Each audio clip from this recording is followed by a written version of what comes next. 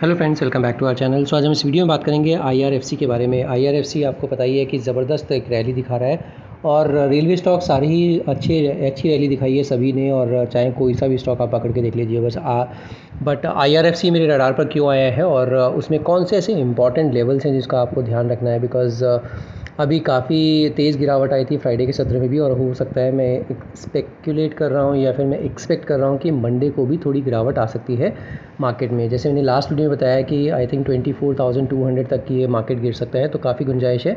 अगर इस गिरावट में आईआरएफसी में भी गिरावट आती है तो कौन से वो लेवल्स हैं जहाँ पर कि आपको फ्रेश एंट्री बनाने के बारे में सोच सकते हैं। हालांकि स्ट्रिक्ट स्टॉप लॉस के साथ ही काम कीजिएगा, बिकॉज जिस तरह का मार्केट है हो सकता है अगर गिरावट आए तो इसमें वो लेवल्स भी टूट जाए। तो अगर वो लेवल्स बचा जाता है और वहाँ से रिवर्सल देता है तो फिर इसमें बिल्कुल पोजीशन बनाने के बारे में सोचा जा सकता है।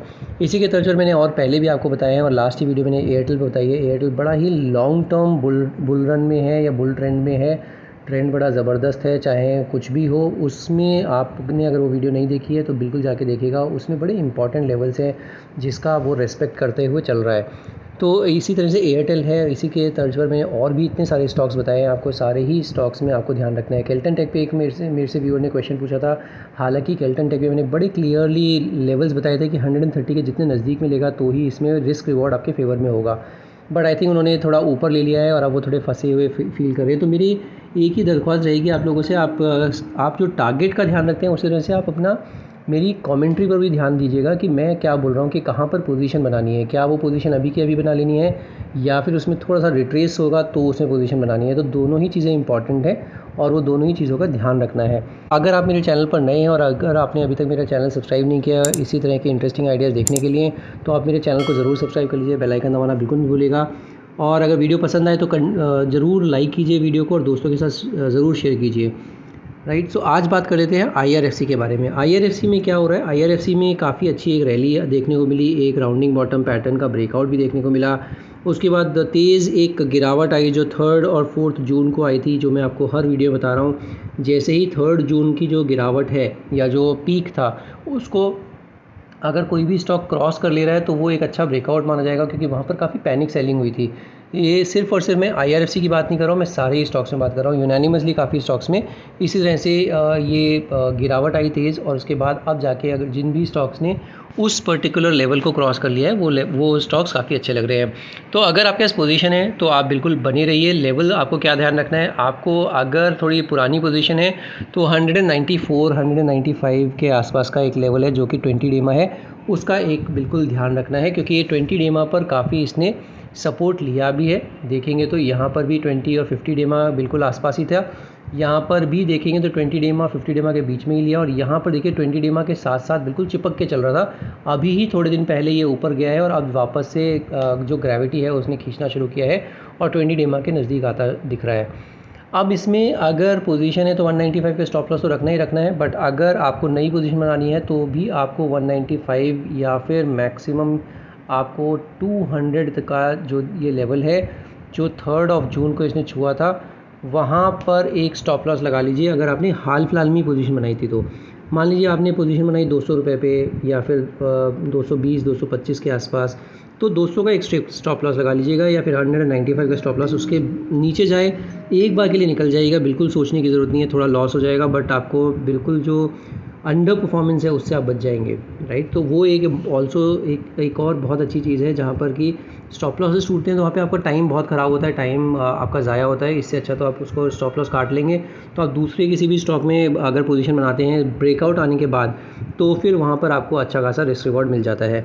तो ये हो जाता है आईआरएफसी का शेयर। आईआरएफसी में अब जो नेक्स्ट टारगेट देखने को मिलेंगे वो देखने को मिलेंगे, इसका जो हाई था वो था 229 के आसपास, और एक बार ये 229 का लेवल तोड़ देता है तो फिर इसको आपको इजीली 250 तक के लेवल्स भी देखने को मिल सकते हैं। तो दोनों तरफ के लेवल्स बड़े इंपॉर्टेंट है। मैंने जैसे आपको बताया टारगेट भी इंपॉर्टेंट है 229 और 250, बट उसके साथ साथ स्टॉप लॉसेस भी बहुत इंपॉर्टेंट हैं 200 195 का ये लेवल हो जाता है। और ये अगर आपको इस लेवल में मिलता है तो हो सकता है आपको एक और ये जो ब्रेकआउट आया था इसमें ये ब्रेकआउट का भी अगर आप टारगेट देखते हैं तो आपको टारगेट देखने को मिलेगा ऑलमोस्ट 260 रुपीज़ तक। तो वही 250 260 के आसपास का लेवल देखने को मिल सकता है। तो 229 250 260 का लेवल है जो कि आपके लिए इंपॉर्टेंट हो जाता है। तो ये हो जाता है डेली का चार्ट। डेली के चार्ट पर अगर आप RSI भी देखते हैं तो 63 64 का RSI है, तो वो भी बहुत अच्छा लग रहा है, अभी कुछ बिगड़ा नहीं है ज़्यादा। और ये देखेंगे तो अगर आप फ्राइडे के सत्र में इतना सारा कोई मार्केट गिरा है उसके बावजूद भी ये स्टॉक ने एक ग्रीन कैंडल बनाई है, और जहाँ से इसको बाउंस बैक करना चाहिए था ये उसी लेवल के आसपास आया। अगर लो देखते हैं तो 200.70 इसका लो लगाया है इसने, और वहाँ से इसने ऊपर की चाल दिखानी शुरू कर दी। तो मतलब तो जो मैं बोलता हूँ आपको कि एक बार ब्रेकआउट आता है उसका रीटेस्ट करता है, वो बहुत अच्छी चीज़ होती है। तो वही एक इसमें भी दिख रही है कि रीटेस्ट करके इसने 200 का लेवल अब ऊपर चाल दिखानी शुरू की है। तो 200 का स्टॉप लॉस बिल्कुल कायदे का स्टॉप लॉस होगा, 5 रुपये खोने को है और आपको मिलने के लिए ऑलमोस्ट 50 रुपये हैं। तो ये आपके लिए एक अच्छा स्टॉक हो जाता है, और चार्ट भी अच्छा लग रहा है डेली का चार्ट। एक बार वीकली के चार्ट पर भी देख लेते हैं, वीकली के चार्ट पर कैसा प्लेस्ड है।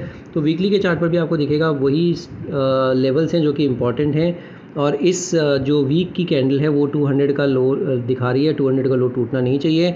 और अगर पिछले वीक की कैंडल भी देखते हो तो 192 की लो दिखा रहा है, जो मैं आपको बता रहा हूँ कि 195 का जो लेवल है, 194 का जो लेवल है वो इसका स्टॉप लॉस की तरह काम करेगा। तो ये दो लेवल्स हैं जो कि बहुत ही इंपॉर्टेंट है, और ये वीकली कैंडल्स भी आपको उसी का लो दिखा भी रही हैं।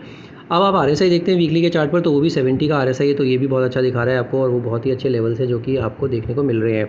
एक बार इसमें मंथली के चार्ट पर देख लेते हैं, मंथली के चार्ट पर कैसा प्लेस है। तो मंथली के चार्ट पर भी आपको दिखेगा कि ये जो मंथ की कैंडल है, इस मंथ की कैंडल का लो 170 है। तो अगर आपने बहुत ही पुराना पोजीशन बना रखी है क्योंकि ये चला बहुत तेज़ी से है, तो फिर 170 का स्टॉप लॉस लगा लीजिएगा कि इस मंथ की कैंडल जो है 170 का लो वो टूटना नहीं चाहिए। तो ये इसमें वीकली, मंथली और डेली का चार्ट मैंने आपको बताया। मंथली के चार्ट पर हालांकि आप देखते हैं तो इसमें RSI 82 का है, और इसी वजह से थोड़ा सा नीचे भी आया है। तो ये आपको कहाँ तक चला गया था, आपका ये जो RSI था ये ऑलमोस्ट 94 तक चला गया था, तो लाजमी है थोड़ा नीचे आना। तो ये उस वजह से नीचे भी आ रहा है, और अभी ओवरबॉट सिचुएशन अभी भी दिखा रहा है IRFC का चार्ट। बड़ा लॉन्ग टर्म का चार्ट है, ध्यान रखिएगा। मंथली का चार्ट है, तो मंथली के चार्ट पर हो सकता है थोड़ा टाइम लगे, बट कंसोलिडेशन या टाइम के साथ साथ आपको धीरे धीरे करके इसको ऊपर चलता रहे और ये कैचअप करता रहेगा RSI। तो ये IRFC पर मेरा व्यू हो जाता है। अगर आपकी भी पोजीशन वही बनी हुई है IRFC में, तो बिल्कुल मुझे बताइएगा कहाँ पर आपने पोजीशन बनाई थी। और अगर वीडियो पसंद आए तो ज़रूर मुझे लिख के बताइएगा, और वीडियो को लाइक ज़रूर कीजिए, दोस्तों के साथ शेयर ज़रूर कीजिए। अगर मेरे चैनल पर नए हैं तो चैनल को सब्सक्राइब ज़रूर कर लीजिए, और बेल आइकन दबाना बिल्कुल नहीं भूलिएगा। आज की वीडियो में सिर्फ इतना ही। Will see you in the next video. Thank you so much for watching this video.